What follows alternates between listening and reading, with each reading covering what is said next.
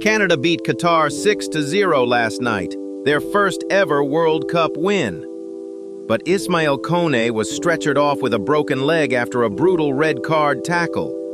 Qatar finished with 9 men. Jonathan David scored a hat trick. Both teams brawled at full time.